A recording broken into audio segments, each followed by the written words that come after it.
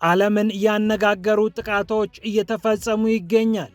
በተለይ በዱባይ ወደብ የነበረው ከ2 ሚሊዮን ሊትር በላይ ነዳጅ የያዘው መርከብ መመታቱ ብዙዎችን እያነጋገረ ይገኛል። የገልፍ ሀገራት ከኢራን የሚወረወርባቸውን ድሮንና ሚሳኤሎች በየዕለቱ ነቅተው እየተከላከሉ ይገኛሉ።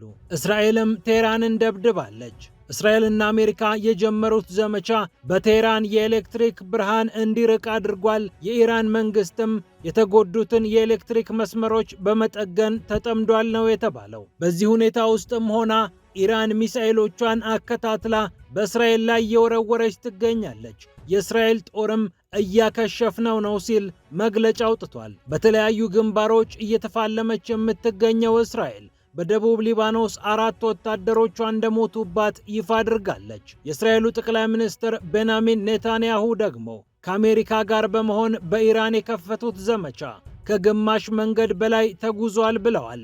ስለ ጊዜ አላወራሁም፣ ያወራሁት ስለ ወታደራዊ ግብ ነው በማለት በቀጣይ ብዙ ኢላማዎችን ገና መደብደብ እንደሚፈልጉ ለመገናኛ ብዙሃን በመናገር አረጋግጠዋል።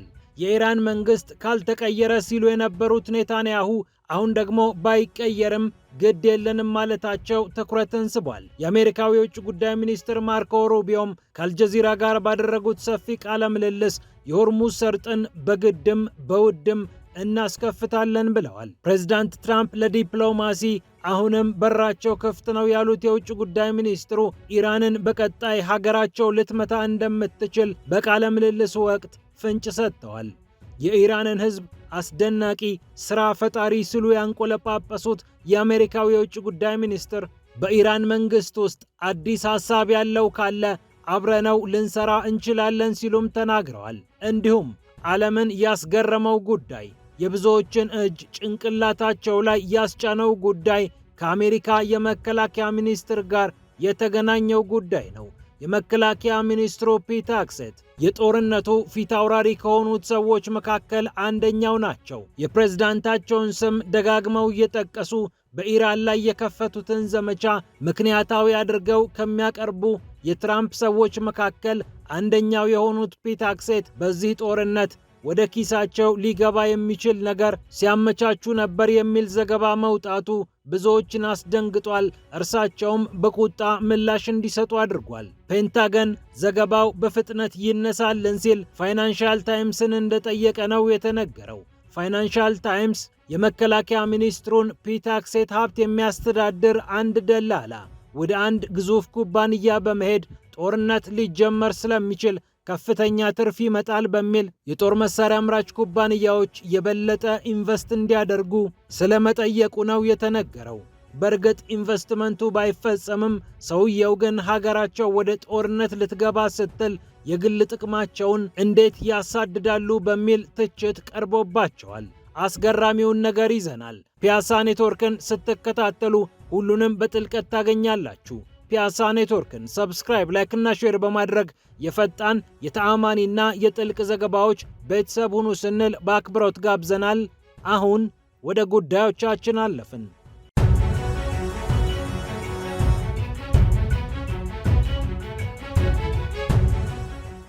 የገልፍ ሀገራት አሁንም ጥቃት ላይ ናቸው። አሁንም ከኢራን የሚወረወሩ ሚሳኤሎችንና ድሮኖችን ለማክሸፍ ተገደዋል። በተለይ በዱባይ ወደብ የተወረወረው የኢራን ድሮን የኩዌትን የነዳጅ ማጠራቀሚያ መርከብ ክፉኛ እንደጎዳው ነው የተነገረው። እርግጥ ነው ወደ ባህሩ የፈሰሰ ነዳጅ የለም ቢባልም ጥቃቱ ግን ዓለምን አስደንግጧል። ይህ ንብረትነቱ የኩዌት የሆነ መርከብ ከ2 ሚሊዮን ሊትር በላይ የሆነ ነዳጅ ጭኖ ነው ዱባይ ወደብ ላይ የነበረው። ነዳጁ ወደ ቻይና ሊጓጓዝ የነበረ እንደሆነም ተሰምቷል። አልሳልሚ የተባለው ይህ ነዳጅ ጫኝ መርከብ ተመቶ ላዩ ላይ እሳት እንደተነሳና ጭስም ከላዩ ሲወጣ እንደነበር በርካታ ቪዲዮዎች እና ምስሎች አረጋግጠዋል። ታዲያ የገልፍ ሀገራት እንዲህ አይነት ጥቃትን እያስተናገዱ ቀጥለዋል። በዱባይ የኢራንን ድሮን ለማክሸፍ የተወነጨፈ ፍንጣሪ ጉዳት እንዳደረሰ ነው የታወቀው። እሳት ተነስቷል፣ 4 ሰዎችም ተጎድተዋል ተብሏል። የተባበሩት አረብ ኤምሬትስ ከተማ የሆነችው ሻርጃ በተመሳሳይ ጥቃት ደርሶባት እንደነበር ታውቋል። ቱራያ የተባለው የቴሌኮሙኒኬሽን ኩባንያ የጥቃቱ ሰለባ እንደሆነ ነው የተነገረው። ሳውዲ አረቢያም 6 ቤቶች በኢራን ድሮን አማካኝነት ተጎድተውብኛል ብላለች። የኩዌት ጦርም አሁንም የኢራንን የድሮንና የሚሳኤል ጥቃቶች እየተከላከልኩ እገኛለሁ ሲል መግለጫ አውጥቷል። እስራኤልም ታዲያ በቴህራን ላይ መጠነ ሰፊ ጥቃት መፈጸሟን ቀጥላለች። የእስራኤል ጦር ኃይሎችም ይህንን ጉዳይ አረጋግጧል። የኢራን የሽብር መንግስት መሰረተ ልማቶች እስኪወገዱ ድረስ ጥቃቱ ተጠናክሮ ይቀጥላል ብላለች እስራኤል። አሜሪካና እስራኤል የፈጸሟቸው ጥቃቶች በቴህራን የኤሌክትሪክ አገልግሎት እንዲቋረጥ እንዳደረገ የኢራን መገናኛ ብዙሃን ዘግበዋል። እንደ ታስኒም የዜና አውታር የኃይል ማሰራጫዎች ጉዳት ደርሶባቸው ቴህራን በከፊል ጨለማ ወርሳት ቆይታለች። ይሁንና በተደረገ ጥገና የኃይል አቅርቦቱ እንዲስተካከል ጥረት እንደተደረገ ነው የተነገረው። ኢራንም በዚህ ሁኔታ ውስጥ ሆና ወደ እስራኤል ሚሳኤሎችን አስወንጭፋለች። የእስራኤል ጦር ኃይሎችም ከኢራን የተወነጨፉትን ሚሳኤሎች እየተከላከልኩ ነው ሲል የተለመደ መግለጫውን አውጥቷል። ጥቃቱን እየተከላከልን ብንሆንም ጥንቃቄ አይለያችሁ ሲል ለዜጎቹ ማስጠንቀቂያ ሰጥቷል። የእስራኤል ጦር በብዝሃ ግንባሮች ላይ እየተፋለመች የምትገኘው እስራኤል በደቡብ ሊባኖስ 4 ወታደሮቿ እንደሞቱባት ተረጋግጧል። የእስራኤል ጦርም ይህንኑ ጉዳይ በተመለከተ በቴሌግራም ገጹ ላይ ይፋ አድርጓል። የ21 እና የ22 ዓመት ወጣት የእስራኤል ወታደሮች ናቸው በደቡብ ሊባኖስ ከሂዝቦላህ ጋር ሲፋለሙ ሕይወታቸው ያለፈው። ናኦም ማድሞኒ፣ ቤን ኮሄን፣ ማክሲም ኤንቲስ ከሞቱት ወታደሮች መካከል ይጠቀሳሉ።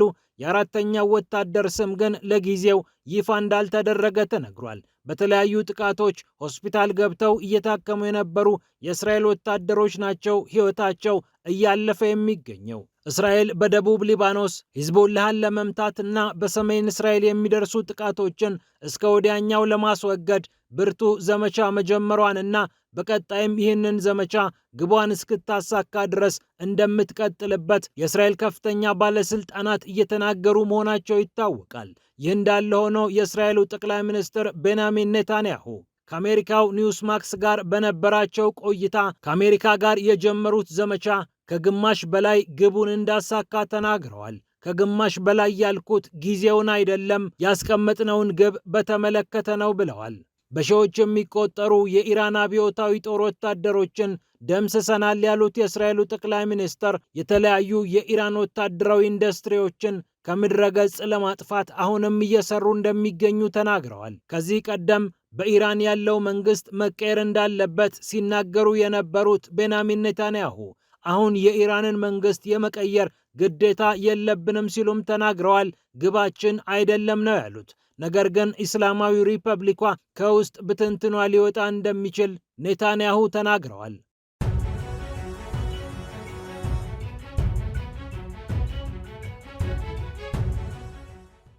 የአሜሪካው የውጭ ጉዳይ ሚኒስትር ማርኮ ሩቢዮም ከአልጀዚራ ጋር በነበራቸው ሰፊ ቆይታ በተለያዩ ነጥቦች ላይ የአሜሪካን አቋም አንጸባርቀዋል። የሆርሙዝ ሰርጥን በተመለከተ ሲጠየቁ እንዲህ አሉ። በግድም ሆነ በውድ ሆርሙዝ ይከፈታል። ዘመቻችን ሲጠናቀቅ ሆርሙዝ መከፈቱ የማይቀር ነው። ከዚያ በኋላ የሚዘጉት ከሆነ ከባድ እርምጃ ይወሰድባቸዋል ብለዋል። የአሜሪካው ፕሬዝዳንት ዶናልድ ትራምፕ አሁንም ለዲፕሎማሲያዊ መፍትሄ በራቸው ክፍት ነው ያሉት የውጭ ጉዳይ ሚኒስትሩ ይህ የማይሳካ ከሆነ ግን በወታደራዊ መንገድ ግባችንን እናሳካለን ብለዋል። በኢራን የመንግስት ለውጥ እንዲኖር ስትሰሩ ነበር፣ ምን ደረሰላችሁ ተብለው ሲጠየቁ አሁን ያለው የኢራን መንግስት ምን አይነት መንግስት ነው ማለት አለብን። ሞጅታባ ኻሜኒ እኮ በስልጣን ላይ ያሉ ቢባልም ምን አይነት ውሳኔዎች እየወሰኑ እንደሚገኝ አናውቅም። በኢራን ውሳኔውን የሚወስነው ማን ነው? ማንም የሚያውቀው ነገር የለም ብለዋል። ይሁንና በኢራን መንግስት ውስጥ ካሉ የተለየ ሐሳብ ካላቸውና ለወደፊት ለሀገራቸው የተለየ ምልከታ ካላቸው ወገኖች ጋር ለመስራት ችግር የለብንም፣ አጋጣሚውን እንጠቀመዋለን ብለዋል። የኢራንን ሕዝብ በተመለከተ እጅግ በጣም አስደናቂዎች ናቸው፣ አቅማቸው ያስገርማል፣ የሥራ ፈጠራቸውም ግሩም ነው በማለት ማርኮ ሩቢዮ ስለ ኢራናውያን መስክረዋል። ይሁንና ችግሩ መንግስታቸው ነው፣ የአሜሪካ ችግር ከዚያ መንግስት ነው ሲሉ ተናግረዋል። በአካባቢው የሚገኙ አሸባሪዎችንና ሚሊሻዎችን ኢራን መርዳት ማቆም አለባትም ብለዋል። የኢራንን የኒውክሌርና የባሊስቲክ ሚሳኤል ፕሮግራም በተመለከተ ሲናገሩ እንዲህ አሉ። ኢራን ከ10 ዓመት በፊት ከነበራት አቅም አሁን ተዳክማለች።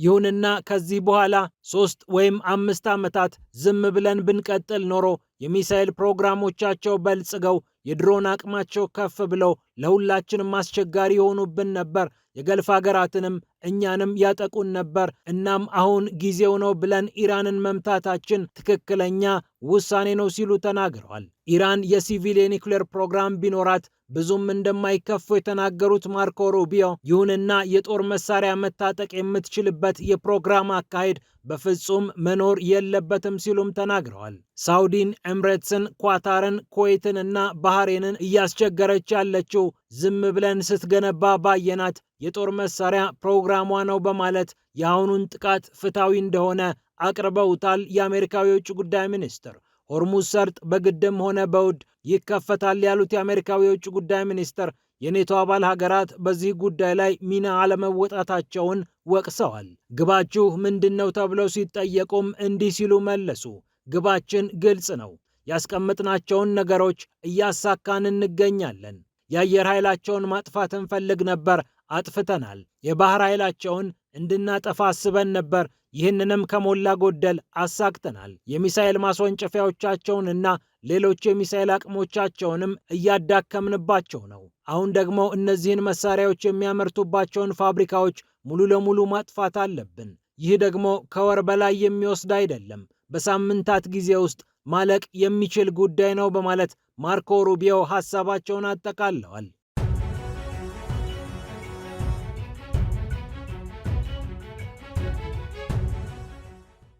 በመጨረሻም ፔንታገንን ያመሰ ዜና ተሰምቷል። የአሜሪካው የመከላከያ ሚኒስትር ፒት ሄግሴት አስገራሚ ነገር ተሰምቶባቸዋል። ፔንታገንም እርሳቸውን ወግኖ ለመከላከል አደባባይ ላይ ለመሟገት ግድ ሆኖበታል። የነገሩ መነሻ የፋይናንሻል ታይምስ ዘገባ ነው። ፋይናንሻል ታይምስ በፒት ሄግሴት ዙሪያ እንዲህ ሲል ጻፈ። የፒት ሄግሴትን ሀብት የሚያስተዳድሩ በግዙፉ ሞርጋን ስታንሊ ተቋም ውስጥ የሚሰሩ አንድ ሰው ብላክሮክ ወደ ተባለ የተለያዩ ኢንቨስትመንቶችን ወደሚያስተዳድር ኩባንያ አመሩ።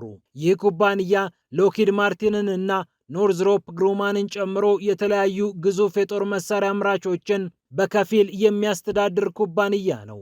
ታዲያ ወደዚህ ኩባንያ በመሄድ የፒት ሄግሴት ደንበኛ በቀጣይ አጭር ጊዜ ኢራንን በተመለከተ ጦርነት ስለሚኖር ብዙ ኢንቨስት አድርጉ ታተርፋላችሁ ብለው ሰዎቹን ለማሳመን እንደሞከሩ ነው የተነገረው። ኢንቨስትመንቱ ተፈጻሚነት ስለሌለው የሰውየው ቃል ወደ ገንዘብ አልተቀየረም። እናም ፒት ሄግሴት ውስጥ የገባ ገንዘብ አለ ተብሎ አይገመትም። ይሁንና ፋይናንሻል ታይምስ ይህ ሙከራ እንደተደረገ ጻፈ።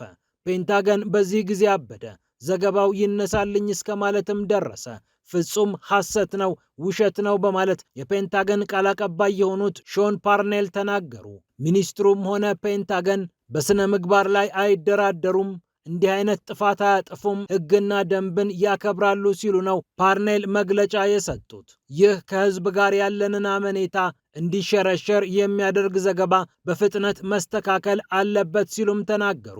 ሞርጋን ስታንሊም ፋይናንሻል ታይምስም ብላክ ሮክም በዘገባው ላይ በፍጥነት የሰጡት አስተያየት የለም። የኢራኑ ጦርነት በርካታ ከገንዘብ ጋር የተነካኩ ጉዳዮች እንዲነሱ ምክንያት የሆነ ነበር። የዶናልድ ትራምፕ ልጅ የሆነው ዶናልድ ትራምፕ ጁኒየር ኢንቨስት የሚያደርግበት አንድ ከቁማር ጋር የተገናኘ ኩባንያም ጦርነቱ መቼ ይጀመራል፣ በጦርነቱ ውስጥ ምን አይነት ውጤት ይመጣል በሚል ጉዳይ ላይ ሰዎችን አቋምሮ ያሰባሰበው ገንዘብ ብዙዎችን አስገርሞ እንደነበር የሚታወቅ ነው። ፒያሳ ኔትወርክን ስትከታተሉ ስለቆያችሁ ክብረት ይስጥልን ብለናል። ፒያሳ ኔትወርክን ሰብስክራይብ፣ ላይክ እና ሼር በማድረግ የፈጣን የተአማኒና የጥልቅ ዘገባዎች ቤተሰቡን ስንል በአክብሮት ጋብዘናል። ሰላም ለዓለማችን።